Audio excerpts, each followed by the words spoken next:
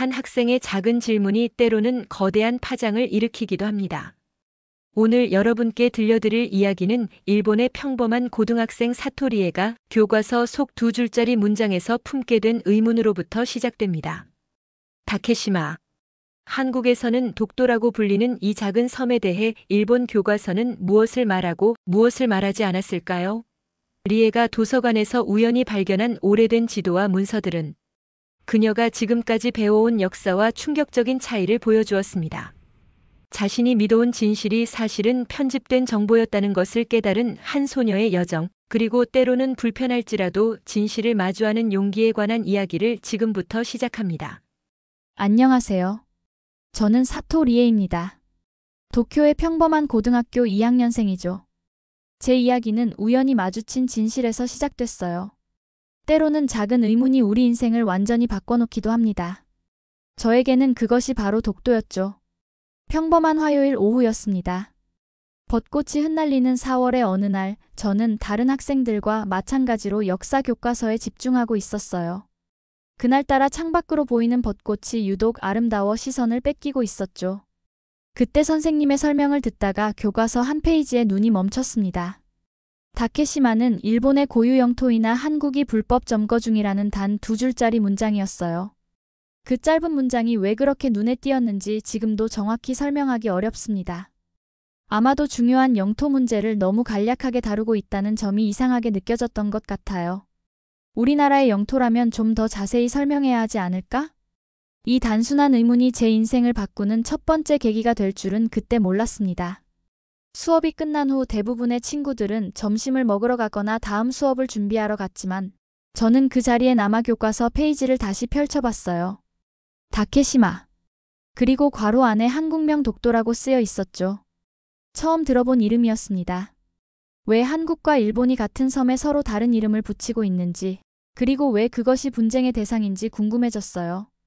그날 저녁 집에 돌아와 컴퓨터 앞에 앉았습니다.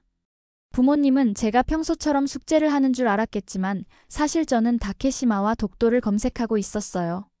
처음에는 일본 사이트만 찾아봤습니다. 대부분 동일한 정보를 반복하고 있었어요. 일본의 고유 영토, 한국의 불법 점거라는 문구들이 반복되었죠. 하지만 무언가 모자란다는 느낌이 들었어요. 왜 한국은 그 섬을 자기 땅이라고 주장하는 걸까? 그들의 입장도 궁금해졌습니다. 용기를 내어 영어로 된 자료들을 찾아보기 시작했어요. 그리고 처음으로 교과서와는 다른 이야기들을 접하게 되었습니다. 독도가 단순한 바위섬이 아니라 역사적으로 복잡한 배경을 가진 곳이라는 사실을 알게 되었어요. 검색 결과 화면에 나타난 독도의 모습은 생각보다 훨씬 웅장하고 아름다웠습니다. 푸른 바다 위에 우뚝 솟은 두 개의 섬은 제가 상상했던 작은 바위와는 전혀 달랐어요. 그곳에 실제로 경비대원들이 상주하고 있다는 사실도 놀라웠습니다. 교과서에는 그런 내용이 전혀 없었거든요. 밤이 깊어가면서 점점 더 많은 정보를 찾아냈어요. 한국 측 자료와 일본 측 자료의 주장이 너무나 달랐습니다. 마치 서로 다른 섬에 대해 이야기하는 것 같았어요. 더 놀라운 건 국제사회의 시각이었습니다. 많은 세계 지도에서 독도는 특별한 표시 없이 그저 작은 점으로만 표기되어 있었어요. 이것이 정말 단순한 영토 분쟁일까? 아니면 더 깊은 역사적 맥락이 있는 걸까? 그날 밤 처음으로 독도라는 이름을 검색 기록에 남겼습니다. 그리고 이것이 제 인생을 바꾸는 첫 걸음이었어요. 단순한 호기심에서 시작된 검색이 곧 제 세계관을 완전히 뒤흔들게 될 줄은 몰랐죠. 다음 날 아침 등교하는 길에 많은 생각이 머릿속을 맴돌았어요. 독도에 대해 알게 된 것들이 계속 신경 쓰였습니다. 특히 한국과 일본의 주장이 이렇게 다를 수 있다는 사실이 이해하기 어려웠어요. 역사적 사실은 하나여야 하는데 왜 이렇게 다른 해석이 존재하는 걸까? 역사 수업 시간 용기를 내서 손을 들었습니다. 선생님께 다케시마가 정말 일본의 고유 영토인지, 그리고 왜 한국과 분쟁이 있는지 더 자세히 알 수 있는지 물었어요. 그 순간 교실 분위기가 순식간에 바뀌었습니다. 모두의 시선이 저를 향했고 갑자기 교실이 조용해졌어요. 선생님의 표정도 굳어졌습니다. 잠시 침묵 후에 선생님은 이것이 정치적으로 민감한 주제라며 수업 시간에는 교과서 내용만 다루는 것이 좋겠다고 말씀하셨어요. 개인적으로 더 알고 싶다면 방과 후에 찾아오라고 하셨죠. 선생님의 목소리에서 약간의 긴장감이 느껴졌습니다. 마치 위험한 영역에 발을 들인 사람을 경고하는 듯한 어조였어요. 쉬는 시간 친구들의 반응도 예상 밖이었습니다. 대부분은 제가 왜 그런 질문을 했는지 의아해했어요. 시험에 안 나오는 걸 왜 물어보냐는 식의 반응이었죠. 몇몇은 저를 이상한 눈으로 바라봤고 작은 수군거림도 들렸어요. 쓸데없이 문제 만드는 애라는 말이 들리는 것 같았습니다. 방과 후 선생님을 찾아갔어요. 독도에 대해 더 알고 싶다고 말씀드렸습니다. 하지만 선생님의 대답은 실망스러웠어요. 명확한 답변 대신 시험에는 교과서 내용만 나오니 너무 깊이 생각하지 않는 게 좋겠다는 식의 말씀만 하셨거든요. 선생님의 눈빛에서 조심스러움을 느낄 수 있었습니다. 마치 이 주제에 대해 더 이상 이야기하고 싶지 않다는 신호 같았어요. 그날 이후 학교에서 독도에 대해 더 물어볼 수 없다는 것을 깨달았습니다. 그곳은 단순한 영토 분쟁이 아니라 일종의 금기처럼 느껴졌어요. 왜 우리는 이것에 대해 이야기하지 않는 걸까? 왜 더 깊이 알려고 하면 회피하는 걸까? 이런 의문들이 제 머릿속을 가득 채웠습니다. 학교에서 답을 찾을 수 없다면 다른 곳에서 찾아야겠다고 생각했어요. 그래서 집에서 더 활발하게 인터넷 검색을 시작했습니다. 이번에는 일본어나 영어 자료를 넘어 한국어 사이트까지 번역기를 사용해 살펴보기 시작했어요. 한국 사이트들은 완전히 다른 이야기를 하고 있었습니다. 그들에게 독도는 단순한 영토가 아니라 역사적 아픔과 민족적 자존심이 얽힌 장소였어요. 번역이 완벽하지 않아 모든 내용을 이해하기는 어려웠지만 그들이 독도에 대해 갖는 감정의 깊이는 느낄 수 있었습니다. 한국어 자료를 읽는 건 쉽지 않았어요. 번역기를 사용해도 많은 부분이 어색했고 전문 용어는 이해하기 어려웠습니다. 하지만 그 과정이 오히려 더 큰 호기심을 불러일으켰어요. 마치 숨겨진 비밀을 찾아가는 탐정이 된 기분이었죠. 밤늦게까지 컴퓨터 앞에 앉아 자료를 찾아보는 날이 많아졌습니다. 부모님은 제가 학업에 열중하고 있다고 생각하셨겠지만 사실 저는 일본 교과서에서 결코 가르쳐주지 않는 역사를 공부하고 있었어요. 그리고 이것이 저를 더 큰 발견으로 이끌게 될 줄은 그때 몰랐습니다. 처음에는 단순한 의문이었어요. 왜 한국은 그렇게 독도를 중요하게 생각하는 걸까? 작은 바위섬 하나로 그렇게 감정이 격해질 이유가 있을까? 이런 질문들이 제 마음속을 맴돌았습니다. 더 많은 자료를 찾기 위해 도쿄 중앙도서관을 방문했습니다. 오래된 문서 보관소에서 낡은 서류철을 하나씩 살펴보던 중 운명을 바꾸는 발견을 했어요. 먼지 쌓인 서류 한 장, 대한제국 칙령 제41호였습니다. 날짜는 1900년 10월. 서류에는 명확히 적혀 있었어요. 울릉도를 울도라 계칭하며 그 부속 섬으로 석도 독도를 포함시킨다고. 지도에까지 표시된 섬이었죠. 당시 대한제국의 공식 행정 문서였습니다. 손이 떨렸어요. 이건 우리가 교과서에서 배운 내용과 완전히 달랐습니다. 더 놀라운 사실은 그 다음이었죠. 이후 5년 뒤인 1905년 일본은 러일전쟁 중 틈을 타 독도를 시마네현에 편입했어요. 그 근거는 충격적이게도 무주지, 즉 주인이 없는 땅이라는 주장이었습니다. 하지만 제가 방금 확인한 41호 칙령은 분명 독도가 대한제국의 땅이라고 명시하고 있었어요. 이건 단순한 오해가 아니었습니다. 의도된 침묵이었죠.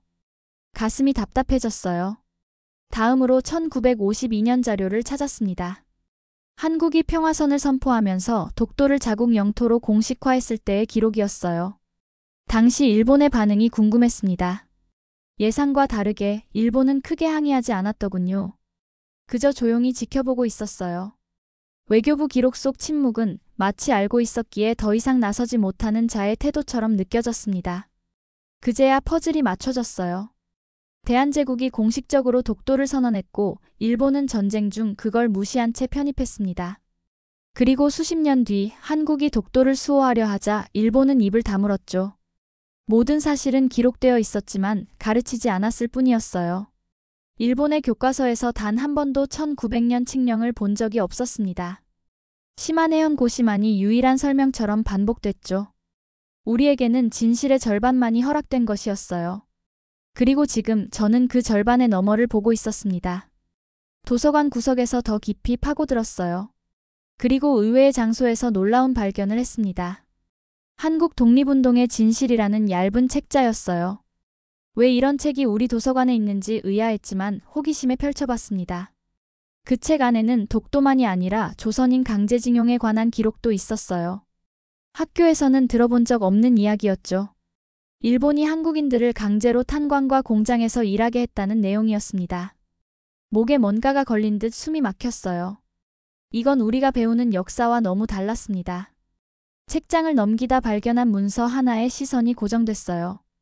일본 해군이 1947년, 즉 패전 후에도 울릉도 근처에서 불법 작전을 시도했다가 실패한 사건 기록이었습니다. 군사 기밀처럼 숨겨졌던 문서였죠. 문서에는 일본은 해양조사였다고 발표했지만 실제로는 울릉도와 독도 주변 정찰 목적이었으며 이는 연합국 지시를 위반한 행위였다. 라고 쓰여 있었어요. 책을 덮으며 창밖을 바라봤습니다. 눈에서 뜨거운 것이 흘러내렸어요. 이건 내가 배운 일본이 아니야. 라고 마음속으로 외쳤습니다. 지금까지 믿어왔던 모든 것이 흔들리는 느낌이었어요. 수치심과 분노 그리고 책임감이 함께 밀려왔습니다. 우리가 배워온 역사가 이렇게 불완전하다니. 그리고 그 불완전함이 의도적이라는 생각에 가슴이 아팠어요. 도서관을 나오면서 마음은 혼란스러웠습니다. 내가 알던 역사는 조각난 퍼즐 중 일부만 보여준 것이었나 봐요. 그리고 어쩌면 그 퍼즐의 나머지 조각들은 의도적으로 숨겨진 것일지도 모른다는 생각이 들었습니다. 집으로 돌아가는 길, 도쿄의 번화가를 걸으며 주변을 새롭게 바라보게 되었어요. 평소에는 그냥 지나쳤을 건물들과 사람들이 다르게 보였습니다. 우리가 매일 보고 듣는 것들 중에 얼마나 많은 것이 편집된 진실일까? 이런 생각이 머릿속을 떠나지 않았어요. 더 깊이 파고들었어요. 독도 경비대, 울릉도 주민들, 그리고 1950년대 독도를 지켜낸 사람들의 이야기를 찾기 시작했습니다. 특히 독도 의용수비대의 이야기가 인상적이었어요. 한국전쟁 직후 민간인들이 자발적으로 독도를 지키기 위해 나섰다는 사실이 놀라웠습니다. 그들에게 독도는 단순한 바위섬이 아니라 지켜야 할 소중한 영토였던 거예요. 제가 찾은 자료들 중에는 독도에서 찍은 오래된 사진들도 있었어요. 거친 파도 속에서 작은 배를 타고 독도로 향하는 사람들, 바위 위에 서서 태극기를 들고 있는 모습들. 이 사진 속 인물들 중에는 독도를 위해 목숨을 걸었던 이들도 있었습니다. 그들의 얼굴을 보며 처음으로 일본인으로서 죄책감을 느꼈어요. 우리가 그들의 고통을 외면해도 되는 걸까? 라는 생각이 들었습니다. 역사 교과서에서는 결코 배울 수 없었던 감정이었어요. 또한 독도에 실제로 사람이 살았다는 사실도 알게 되었습니다. 최종덕이라는 분은 독도에서 40년 가까이 살았다고 해요. 그에게 독도는 삶의 터전이었던 거죠. 단순한 정치적 분쟁이 아니라 실제 사람들의 삶과 역사가 얽힌 문제였습니다. 그의 일상을 담은 기록을 읽으며 독도의 자연환경과 생태계에 대해서도 알게 되었어요. 독도에는 수십 종의 조류와 해양생물들이 서식하고 있었습니다. 그곳은 단순한 바위가 아니라 생명이 숨쉬는 공간이었죠. 한국 다큐멘터리에서는 독도를 동해의 수호신이라고 표현하고 있었어요. 그들에게 독도는 단순한 영토 이상의 의미를 가지고 있었습니다. 역사적 상처와 민족적 자존심이 얽힌 상징이었죠. 독도에 관한 한국의 민요와 시들도 찾아봤어요. 그들의 문화 속에서 독도가 어떻게 표현되고 있는지 궁금했거든요. 놀랍게도 수백 년 전부터 독도를 노래한 민요들이 있었습니다. 이건 단순한 정치적 주장이 아니라 오랜 역사적 연결성을 보여주는 증거였어요. 또한 일본 측 자료에서도 흥미로운 점을 발견했습니다. 에도 시대의 일부 지도에서는 독도를 조선의 영토로 표시하고 있었어요. 메이지 정부 시절에도 독도를 일본 영토로 간주하지 않았다는 기록이 있었습니다. 그런데 왜 현대 일본은 이런 역사적 사실을 무시하고 있는 걸까요? 이런 이야기들을 알게 되면서 독도 문제는 제게 더 이상 추상적인 영토 분쟁이 아니라 실제 사람들의 아픔과 연결된 역사가 되었어요. 그리고 이런 내용이 왜 우리 교과서에는 없는지 더욱 의문이 들었습니다. 밤늦게까지 자료를 찾다 보니 눈이 충혈되곤 했어요. 엄마는 제가 너무 공부에 몰두한다며 걱정하셨지만 사실 저는 공식 교육과정과는 전혀 다른 공부를 하고 있었죠. 때로는 이런 금지된 지식을 탐구하는 것이 죄책감을 불러일으키기도 했지만 진실을 알고자 하는 열망이 더 컸습니다. 독도에 관한 모든 자료를 살펴보면서 점점 더 확신이 들었어요. 이 문제는 단순한 정치적 분쟁이 아니라 역사적 진실과 관련된 것이었습니다. 그리고 그 진실을 직접 확인하고 싶다는 생각이 들었어요. 그래서 결심했습니다. 방학 때 한국에 가서 직접 독도를 보기로요. 어느 날 용기를 내서 역사 수업 시간에 손을 들었어요. 다케시마가 정말 일본의 고유 영토인지, 그리고 1877년 태정관 지령에서는 일본 영토가 아니라고 했다는 사실이 사실인지 물어봤습니다. 그 순간 교실 분위기가 급격히 변했어요. 모든 친구들의 시선이 저를 향했고 교실이 얼어붙은 듯한 정적이 흘렀습니다. 선생님의 표정이 굳어졌어요. 잠시 침묵 후에 선생님은 이것이 정치적으로 민감한 주제라며 수업 시간에는 교과서 내용만 다루는 것이 좋겠다고 말씀하셨습니다. 국가가 정한 입장을 믿는 게 학생의 도리라는 말씀도 덧붙이셨어요. 개인적으로 더 알고 싶다면 방과 후에 찾아오라고 하셨죠. 선생님의 목소리에서 경고의 의미가 느껴졌습니다. 더 이상 이런 질문을 공개적으로 하지 말라는 뜻으로 들렸어요. 수업이 끝난 후 친구들은 마치 제가 보이지 않는 것처럼 행동했습니다. 대부분은 무관심했고 가까운 친구 미유키만이 다가왔어요. 미유키는 제가 괜찮은지 물으며 왜 그런 질문을 했는지 궁금해했습니다. 제가 찾은 자료들에 대해 이야기하려 했지만 미유키의 표정이 점점 불편해지는 걸 느꼈어요. 미유키는 어색하게 웃으며 그냥 시험에 나오는 것만 외우면 된다고 너무 깊게 생각하지 말라고 조언했습니다. 그리고는 재빨리 화제를 영화나 아이돌 이야기로 돌렸어요. 친구조차 이 주제에 관심이 없다는 사실이 저를 더 외롭게 만들었습니다. 방과 후 선생님과 따로 이야기할 기회가 있었어요. 조심스럽게 제가 찾은 자료들에 대해 말씀드렸습니다.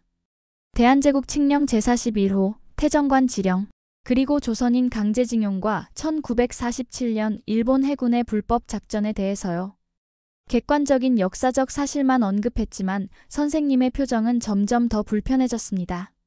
선생님은 깊은 한숨을 내쉬셨어요. 저에게 똑똑한 학생이라고 칭찬하셨지만 역사는 복잡하다고 말씀하셨습니다. 한 가지 관점만으로는 볼 수 없으며 지금은 공부에 집중하는 것이 좋겠다고 조언하셨어요. 저는 그렇다면 진실은 어떻게 되는 건지 물었고, 선생님은 세상에는 여러 가지 진실이 있으며 나중에 대학에 가서 더 많이 공부하면 이해하게 될 거라고 말씀하셨습니다. 선생님은 자리를 떠나기 전에 한 가지 더 말씀하셨어요. 이런 민감한 주제에 너무 빠져들지 말라고, 때로는 국가와 사회의 안정을 위해 일부 질문은 적절한 때와 장소에서 해야 한다고요. 그 말이 무슨 뜻인지는 알았지만 마음 한구석이 불편했습니다. 진실을 찾는 것이 왜 적절한 때와 장소를 기다려야 하는 걸까요? 집으로 돌아오는 길 머릿속이 복잡했어요. 어른들은 왜 이런 질문을 피하는 걸까요? 친구들은 왜 관심이 없을까요? 이 모든 무관심과 회피가 오히려 제 호기심을 더 자극했습니다. 집에 돌아와 저녁을 먹으며 독도에 대해 조심스럽게 부모님께 물어봤어요. 아버지는 신문을 읽다 말고 잠시 저를 바라보셨습니다. 그리고는 그건 복잡한 문제라며 학교에서 배우는 대로 믿는 게 좋을 거라고 말씀하셨어요. 어머니는 불안한 표정으로 아버지를 쳐다보셨고 왜 갑자기 그런 것에 관심이 생겼냐고 물으셨습니다. 저는 그냥 궁금했다고 얼버무렸어요. 하지만 부모님의 반응에서도 같은 회피와 불편함을 느꼈습니다.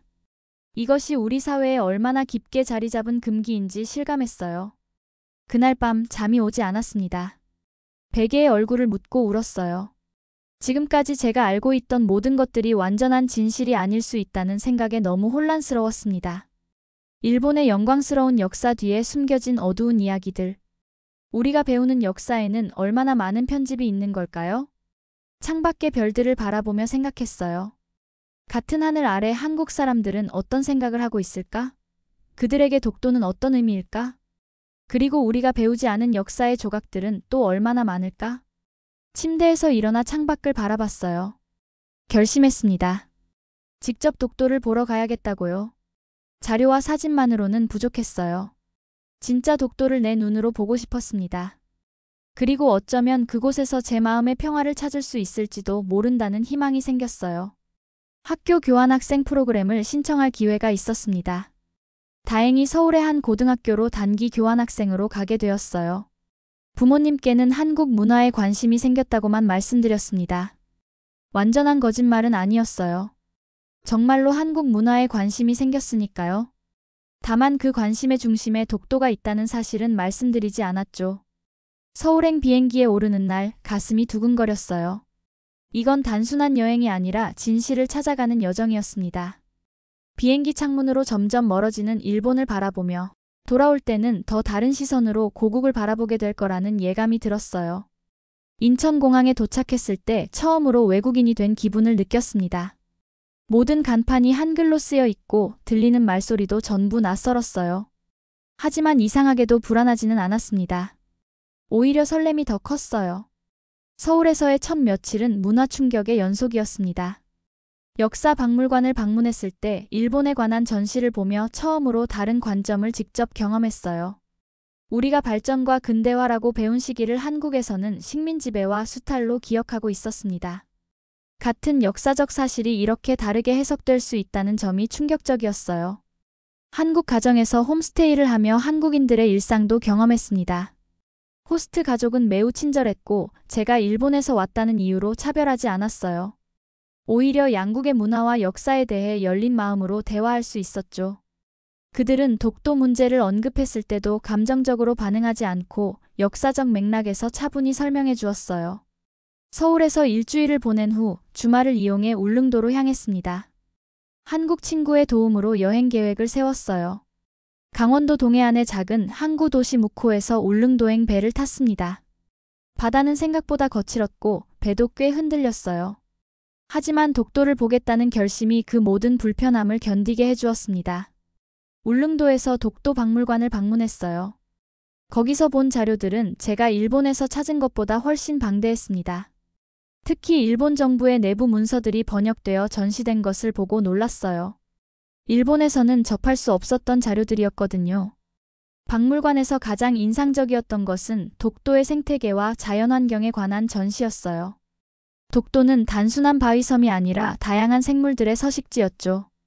그곳의 독특한 지질학적 특성과 해양 생태계는 과학적으로도 큰 가치를 지니고 있었어요. 울릉도에서 독도행 배를 기다리며 많은 생각이 들었습니다. 이 여정이 단순한 호기심 충족이 아니라 제 인생의 중요한 전환점이 될 것 같다는 예감이 들었어요. 날씨가 좋아야 독도에 갈 수 있다고 해서 하늘을 계속 올려다봤습니다. 다행히 다음날 아침은 맑고 바다도 잔잔했어요.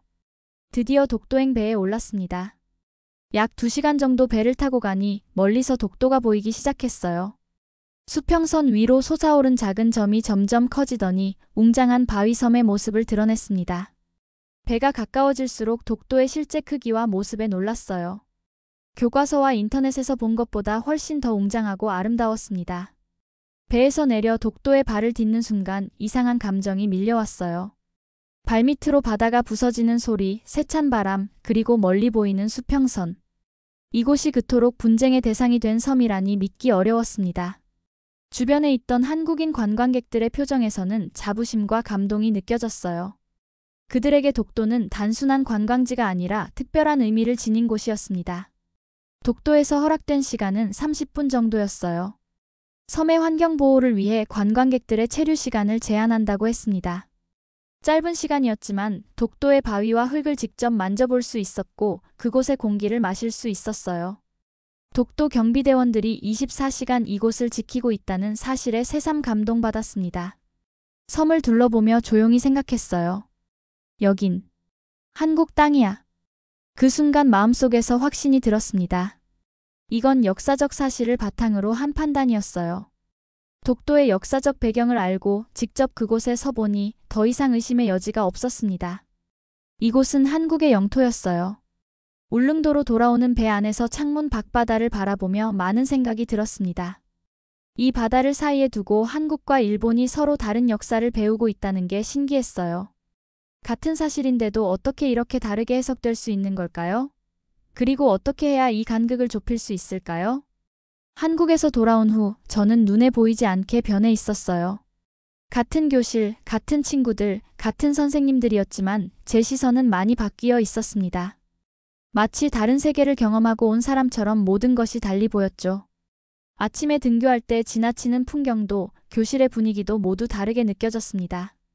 역사 수업 시간에 이제는 모든 내용을 그대로 받아들이지 않고 의문을 품게 되었어요. 물론 더 이상 공개적으로 질문하지는 않았지만 스스로 찾아보고 생각하는 습관이 생겼습니다. 친구들은 제 변화를 눈치챘어요. 한국에 다녀온 후로 왜 그렇게 달라졌어? 라고 물었죠. 저는 솔직하게 많은 것을 보고 배웠다고 대답했습니다. 그리고 우리가 배우는 것이 전부가 아니라는 걸 깨달았다고요. 일부 친구들은 제 말에 관심을 보였고 몇몇은 불편해했어요. 특히 한 친구가 왜 그렇게 한국 편을 드는 거야? 라고 물었을 때 마음이 아팠습니다. 저는 편을 드는 게 아니라 진실을 따르려는 것뿐이라고 설명했어요. 하지만 그 친구는 이해하지 못했죠. 우리 사이에 보이지 않는 벽이 생긴 것 같았습니다. 역사 선생님과의 관계도 미묘하게 변했어요. 선생님은 제가 수업 시간에 더 이상 질문하지 않는 것에 안도하는 것 같았지만 저를 볼 때마다 약간 경계하는 듯한 표정을 짓곤 했습니다. 아마도 제가 다른 학생들에게 영향을 미칠까 걱정하셨던 것 같아요. 학교 도서관에서 독도 관련 자료를 더 찾아봤지만 여전히 거의 없었습니다. 대신 인터넷으로 더 많은 정보를 찾기 시작했어요. 이제는 단순히 독도에 관한 것뿐만 아니라 일본과 한국의 역사적 관계 전반에 관심이 생겼습니다. 위안부 문제, 강제징용, 교과서, 왜곡 등 학교에서 배우지 않았던 역사적 사실들을 알아갔어요. 점점 더 많은 것을 알게 될수록 더 큰 책임감도 느꼈습니다. 이 지식을 어떻게 활용해야 할까? 그냥 혼자만 알고 있어야 할까? 아니면 다른 사람들과 나눠야 할까? 고민이 깊어졌어요. 용기를 내서 SNS에 제 경험을 조심스럽게 올렸습니다. 독도의 사진과 함께 그곳에서 느낀 감정을 솔직하게 표현했어요. 처음에는 부정적인 댓글이 몇 개 달렸지만 놀랍게도 많은 사람들이 관심을 보였습니다. 심지어 몇몇은 비슷한 경험을 했다며 제게 메시지를 보내왔어요. 나도 비슷한 생각을 하고 있었어. 그동안 말하지 못했지만 저도 그런 의문이 있습니다. 이런 메시지들을 받으면서 혼자가 아니라는 생각이 들었어요. 작은 의문에서 시작된 제 여정이 다른 사람들에게도 영향을 미치고 있다는 사실이 놀라웠습니다. 그러던 중 학교에서 문화발표 주간이 다가왔어요. 각자 관심 있는 주제로 발표를 준비하는 시간이었죠.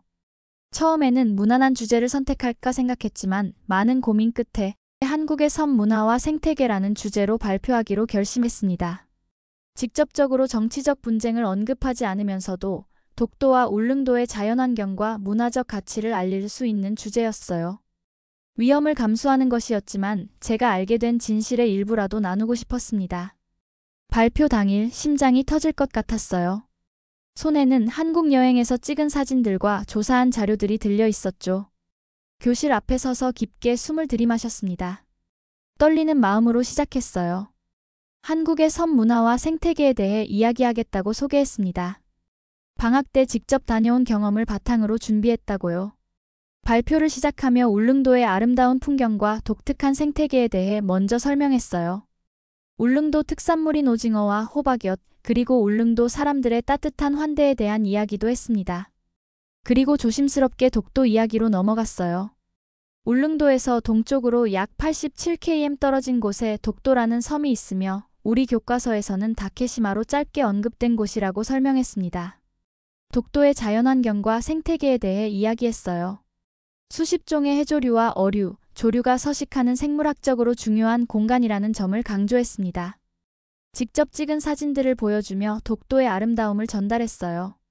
그리고 자연스럽게 독도의 역사적 배경으로 화제를 옮겼습니다. 1900년 대한제국 시절 발표된 칙령 제41호부터 시작해서 독도의 역사를 객관적으로 설명했어요. 울릉도 박물관에서 본 고지도와 문서들을 바탕으로 이야기했습니다. 특히 강조한 것은 독도가 한국인들에게 단순한 영토가 아니라 역사적, 문화적 정체성의 상징이라는 점이었어요. 독도의 경비대원들이 365일 상주하면서 이 섬을 지키고 있으며 척박한 환경에도 불구하고 헌신하는 그분들의 모습이 인상적이었다고 말했습니다. 마지막으로 여행을 통해 배운 것은 우리가 이웃나라에 대해 더 많이 알아갈 필요가 있다는 점이라고 이야기했어요. 서로 다른 관점을 이해하는 것이 중요하지 않을까라는 질문으로 발표를 마쳤습니다. 발표가 끝난 후 몇몇 질문이 나왔어요. 대부분은 여행 경비나 음식 같은 가벼운 질문이었지만 한 친구가 왜 한국은 그 작은 섬에 그렇게 집착하는지 물었습니다. 긴장됐지만 침착하게 대답했어요. 역사적으로 중요한 의미가 있기 때문이며 그건 우리가 다케시마에 대해 갖는 마음과 비슷할 거라고 설명했습니다. 선생님은 발표 후 살짝 걱정스러운 표정으로 다가왔지만 민감한 주제를 객관적으로 다룬 점을 칭찬해 주셨어요. 다양한 시각에서 생각해 볼 수 있는 기회를 주어서 좋았다고, 다만 이런 주제는 조심스럽게 다뤄야 한다는 점을 기억하라고 조언하셨습니다. 발표를 통해 제 생각을 나눌 수 있어서 기뻤지만 한편으로는 아직 많은 사람들이 이 문제에 대해 깊이 생각해 보지 않았다는 걸 느꼈어요. 작은 시작이지만 적어도 몇몇 친구들에게는 새로운 시야를 열어준 건 확실했습니다. 발표가 끝난 후 몇몇 친구들이 더 많은 이야기를 듣고 싶어 했어요. 특히 미유키는 제가 찍은 사진들을 자세히 보면서 많은 질문을 했습니다. 독도가 생각보다 훨씬 크고 아름답다며 놀라워했어요. 이전에 관심이 없던 친구가 이렇게 변했다는 사실이 저를 기쁘게 했습니다. 다른 친구 타카시는 발표 후 조용히 다가와 자신의 할아버지가 한국에서 근무한 적이 있다고 말해주었어요. 할아버지의 이야기를 들으면서 교과서와는 다른 역사를 알게 되었다고요. 그동안 말하지 못했지만 저와 비슷한 의문을 품고 있었다고도 했죠. 그 순간 제가 정말 혼자가 아니라는 것을 느꼈습니다. 선생님은 발표 일주일 후 저를 교무실로 부르셨어요. 그리고는 놀랍게도 제게 책 한 권을 빌려주셨죠. 한일 관계에 관해서 다양한 역사적 관점을 다루고 있는 책이었어요. 선생님은 이런 주제는 공개적으로 논의하기 어렵지만 스스로 공부하고 생각하는 것은 중요하다고 말씀하셨어요. 생각지 못한 선생님의 그 말이 저에게 큰 위로가 되었던 것 같아요. 발표 이후로 학교에서의 제 위치는 미묘하게 변했어요. 일부 친구들은 저를 더 존중하는 눈빛으로 대했고 또 다른 친구들은 약간 거리를 두었습니다. 하지만 더 이상 혼자가 아니라는 느낌이 들었어요. 비슷한 생각을 가진 사람들이 있다는 것을 알게 되었고 그것만으로도 충분히 의미 있는 변화였습니다. 때로는 진실을 찾는 여정이 외로울 수 있지만 그 길 끝에서 뜻밖의 선물이 기다리고 있기도 하니까요. 그리고 무엇보다 스스로의 신념에 따라 행동할 수 있는 용기를 배웠습니다. 그 발표는 제 인생에서 작지만 중요한 전환점이 되었어요. 고등학교 졸업 후 1년이 지났습니다. 이제 저는 도쿄의 한 대학교에서 역사학을 공부하고 있어요.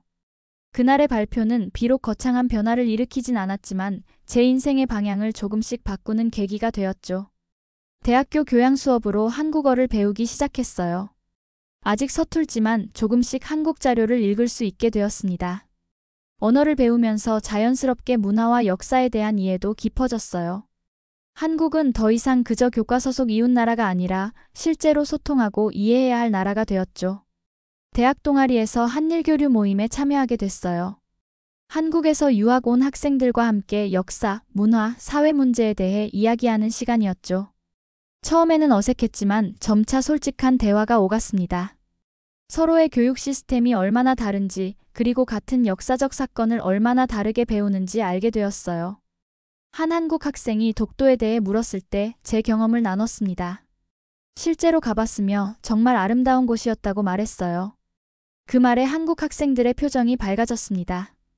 그들에게 독도는 단순한 영토가 아니라 역사적 자존심과 관련된 문제라는 걸 이해하게 되었어요.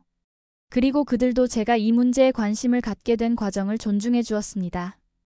독도에 대한 역사적 사실을 알아가는 과정에서 가장 인상 깊었던 건 이 작은 섬이 한국인들에게 얼마나 중요한 상징인지를 깨달은 거예요. 1952년 당시 이승만 대통령이 선포한 평화선과 그 이후 한국이 지속적으로 독도를 지켜온 노력들이 단순한 영토 수호를 넘어선 의미를 가진다는 걸 알게 되었습니다. 대학에서 역사 세미나에서 독도 문제를 다룬 적이 있어요. 선배들은 민감한 주제를 선택했네라고 말했지만 저는 다양한 관점에서 객관적으로 접근하려고 노력했습니다. 일본 측 자료와 한국 측 자료를 모두 검토하며 양국의 주장을 비교 분석했어요. 교수님은 제 접근 방식을 높이 평가해 주셨고 이런 역사적 문제를 다룰 때는 항상 복합적인 시각이 필요하다고 조언해 주셨습니다. 어느 날 수업 시간에 역사 교과서의 편향성에 대한 토론이 있었어요. 그때 처음으로 공개적으로 제 경험을 나눴습니다. 독도에 대해 알아가는 과정에서 느꼈던 충격과 혼란, 그리고 어떻게 그것이 더 넓은 역사적 이해로 이어졌는지 이야기했어요. 예상보다 많은 학생들이 공감했고 몇몇은 비슷한 경험을 했다고 말했습니다. 그때 깨달았어요. 사실 의문을 품는 사람은 저 혼자가 아니라는 걸요. 다만 그것을 표현하는 데 필요한 용기나 기회가 없었을 뿐이었습니다. 우리 사회에는 암묵적인 침묵의 규칙이 있었고 그것을 깨는 것은 쉽지 않았어요. 하지만 한번 깨기 시작하면 더 많은 사람들이 목소리를 낼 수 있다는 걸 알게 되었습니다. 도서관에서 우연히 일본 역사 교과서 연구회라는 작은 모임의 포스터를 발견했어요. 교과서 속 역사적 서술을 비판적으로 검토하는 모임이었습니다. 호기심에 참석했는데 그곳에서 여러 교수님들과 학생들이 일본 교과서의 역사 서술 방식에 대해 토론하고 있었어요. 그 모임에서 저는 일본의 역사 교육이 얼마나 선택적으로 이루어지는지 더 깊이 이해하게 되었습니다. 독도뿐만 아니라 다른 많은 역사적 사건들도 특정 관점에서만 서술되고 있었어요. 그리고 이것이 단순한 실수가 아니라 의도적인 역사 인식의 형성 과정이라는 점도 알게 되었습니다. 가끔 독도에 관한 최신 뉴스를 찾아보곤 해요. 여전히 한일 간에는 영토 분쟁이 계속되고 있지만 이제는 더 넓은 맥락에서 이 문제를 볼 수 있게 되었습니다. 이건 단순한 영토 문제가 아니라 역사 인식과 교육, 그리고 국가 정체성에 관한 더 깊은 문제라는 걸 이해하게 되었죠. 지금도 가끔 독도를 생각합니다. 그 작은 섬이 제게 가르쳐준 가장 큰 교훈은 역사를 배울 때 단 하나의 관점만으로는 부족하다는 거예요. 다양한 시각에서 바라보고 직접 확인하려는 자세가 필요하다는 점을 깨달았습니다. 저는 여전히 평범한 일본 대학생일 뿐이에요. 세상을 바꿀 만한 큰 일을 하진 않습니다. 하지만 제 주변 사람들에게 독도에 대한 제 경험을 나누고 한일 관계에 대해 더 깊이 생각해 보도록 작은 목소리를 내고 있어요. 언젠가는 양국이 서로의 역사와 감정을 더 잘 이해하는 날이 오길 바랍니다. 진실은 때로 불편하고 받아들이기 어려울 수 있지만 그것을 외면한다고 해서 사라지는 것은 아니니까요. 역사는 단순히 승자와 패자의 이야기가 아니라 다양한 관점이 모여 이루어진 복잡한 그림이라 생각해요. 그 그림을 제대로 이해하기 위해서는 모든 조각을 살펴볼 필요가 있겠죠. 제 이야기는 특별하지 않습니다. 그저 우연히 교과서에서 발견한 작은 의문이 저를 독도로 이끌었고 그곳에서 보고 느낀 것들이 제 시각을 조금 넓혀주었을 뿐이에요. 하지만 그런 작은 경험이 모여 언젠가는 더 큰 이해와 화해로 이어질 수 있지 않을까요? 독도에서 바라본 바다는 한국과 일본을 가르는 경계가 아니라 오히려 두 나라를 연결하는 다리 같았어요. 그 바다 위로 떠오르는 태양이 언젠가 진정한 이해와 존중의 빛을 비춰주길 바랍니다.